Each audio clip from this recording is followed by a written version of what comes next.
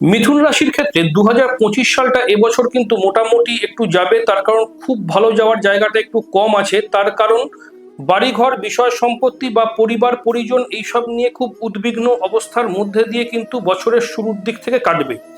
আর্থিক দিক মোটামুটি ঠিকঠাক থাকবে। যারা বিদেশ যেতে চান বা বিদেশে থাকেন তাদের জন্য এবছরটা বেশ ভালো যাবে।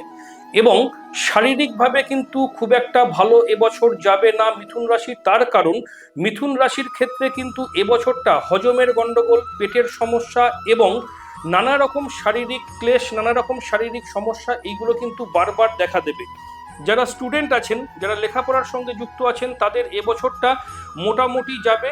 তবে এবছরটার রেজাল্ট এক্সেসিভ ভালো খুব একটা শো করছে না। কিন্তু যারা উচ্চতর বিদ্যালাভের চেষ্টা করছেন তাদের ক্ষেত্রে এবছরটা কিন্তু বেশ শুভ যাবে। অর্থাৎ আর্থিক দিক এবং লেখাপড়ার দিকটা মোটামুটি, বাড়িঘর নিয়ে একটু সমস্যা থাকবে। বিদেশের ক্ষেত্রে খুব শুভ হবে।